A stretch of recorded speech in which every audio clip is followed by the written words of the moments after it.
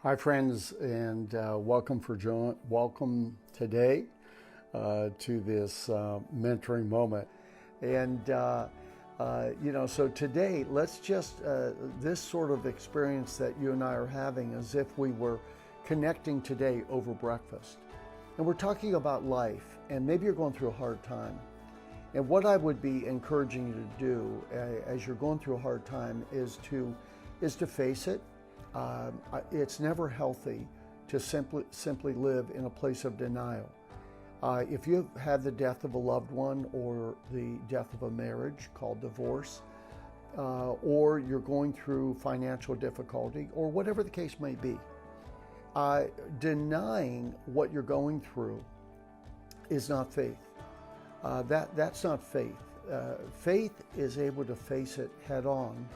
I always loved the story of Shadrach, Meshach, and Abednego, three young Hebrew men who, because of their faith in God, and that their God was that they were not to worship any other god or serve idols.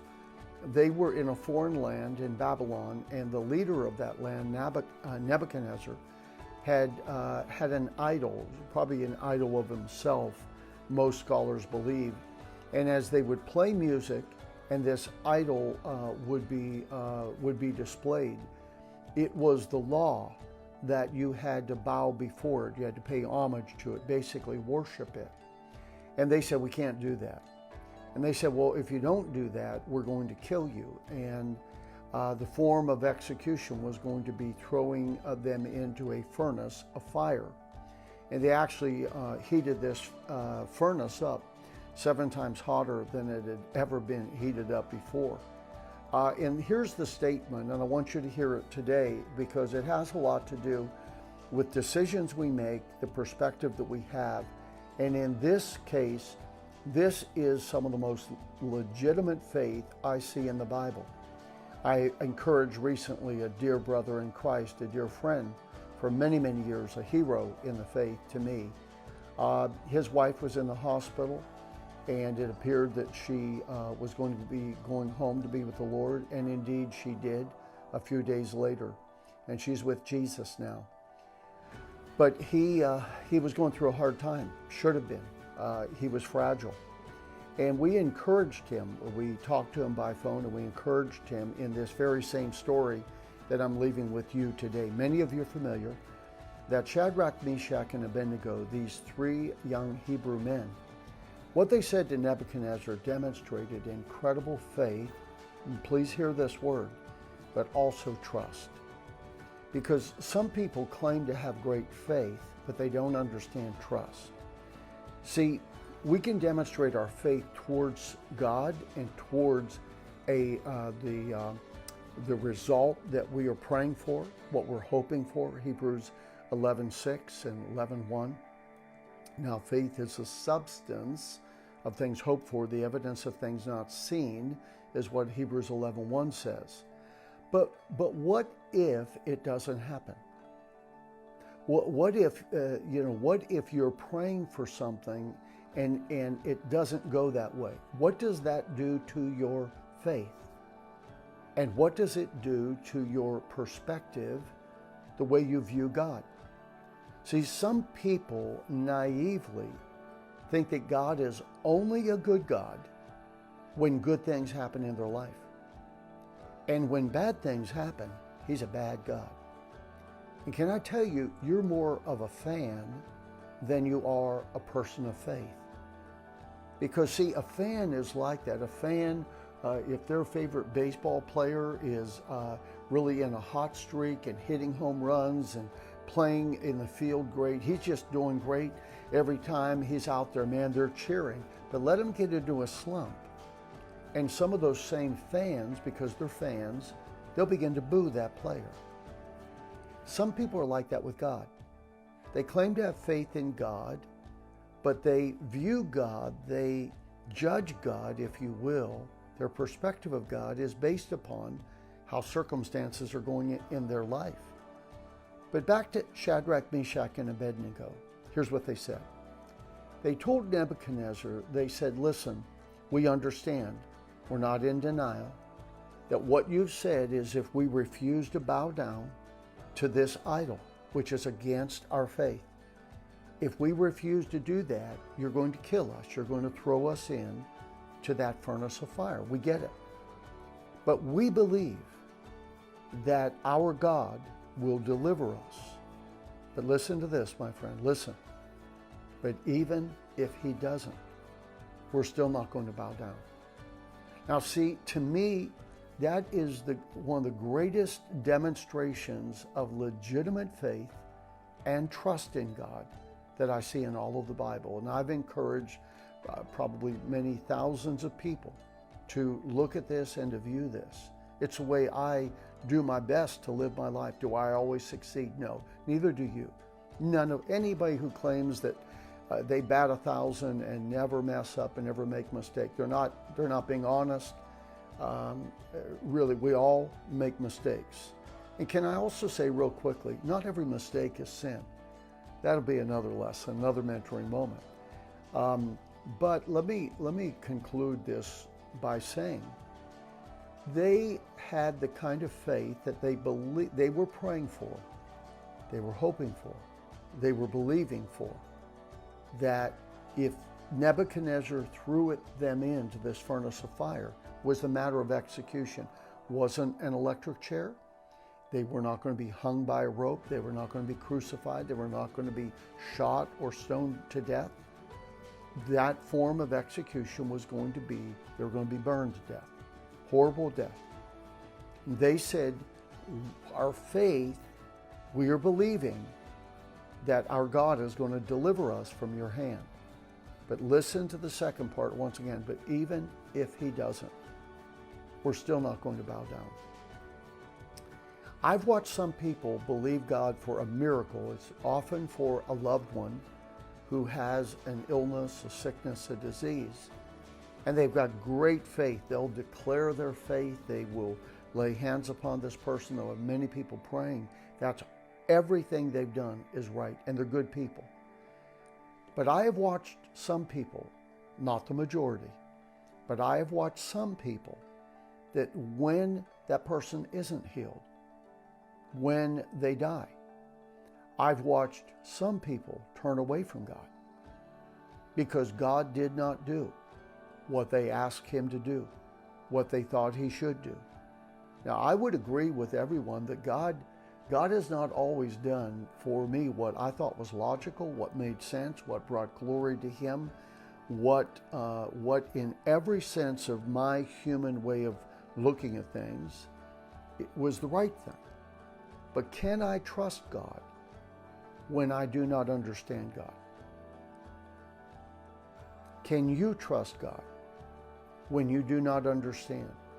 If you live long enough, things are going to happen that you're not going to understand. Your brain, your logic is not going to be able to wrap itself around what occurred and make sense of it.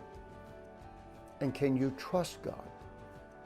Now with Shadrach, Meshach, and Abednego, indeed, they got thrown into that furnace of fire. Those of you that know your scripture know that there were two men, a man on each side of Shadrach, a man on each side of those Shadrach, Meshach, and Abednego. Throwing them into the fire, the heat was so intense. Remember, it had been heated up, hotter than it had ever been heated. 6 men died throwing Shadrach, Meshach, and Abednego in. Nebuchadnezzar, it sounds horrible, but it is historically, this is what the scriptures say. He had a perch, if you will, way up high where he was able to look down into what is called a furnace of fire. So it obviously wasn't a contained furnace. The top was open. He was able, from a perch very high up where the heat didn't affect him, to look into that. And here's what he said. When he got to that place, he looked down and he asked his other servants who were there, who had not perished. He said, wait a minute. Did we not cast 3 men into that furnace? Shadrach, Meshach, and Abednego. And they said, yes, sir. And he said, well, I don't understand. because I see 4 men in that furnace, but they're walking around. And the 4th one, Nebuchadnezzar says, looks like the Son of God. Now, here's a case where God did not do what they thought he was going to do, in the sense that they'd never have to go into the furnace of fire. They had to go in. But God was with them. I believe it was an epiphany. It was an occurrence where Jesus appeared. Because remember, Jesus did not begin when he was born of a virgin in Bethlehem. Jesus is God in flesh. Remember John chapter 1, verse 1. In the beginning was the Word, and the Word was with God, and the Word was God. And it speaks in that chapter of how Jesus is the Word made flesh. And so Jesus appears, and they bring out Shadrach, Meshach, and Abednego. And listen, they were not harmed. Their hair was not singed. Their clothing did not smell like smoke. They were not harmed in any way, in any shape, in any form. And yet they were in the midst of that fire, but God was with them. Some of you today are going through a fiery trial. Some of you are in the midst of one of the greatest challenges of your life. Here's what I want to say to you today. You're not alone. You are not alone. The one who said, I will never leave you, I will never forsake you, is with you. He keeps his word. You say, where is he? He's there. I will never leave you. I will never forsake you. Don't be foolish enough to say, well, if God is with me, then how come I'm going through this? He never promised that you would not go through trials and difficulties and challenges. In fact, just the opposite. Jesus said in John, he said, in this world you shall have tribulation, difficult times, challenging times. But he said, but be of good cheer, for I have overcome the world. And so today, my encouragement to you is that to not have an idea about life, that you choose to look at all of the difficulties of life, and then you begin to make statements about how life is negative, how it stinks, and it will steal the joy from you. Whoever you are, if you have a heart beating in your chest, I want to encourage you. Life is a gift, but that gift is so much of what we do with it. I've lived long enough that I have known people who had every logical reason to feel defeated, to feel discouraged, to be angry at God, etc., because they'd truly had a lot of difficulty come to them in life. You can't always figure that out. You really can't. And sometimes people waste a lot of time trying to figure it out, and you probably never will. But if we can focus on God and have the kind of faith that Shadrach, Meshach, and Abednego had, that I'm believing God for this, but even if you don't do it that way, I'm still going to trust you. And I'm not going to bow to idols. I'm not going to give in to the flesh. I am not going to turn my back on you. And I'm going to trust you even when I do not understand what's going on in life.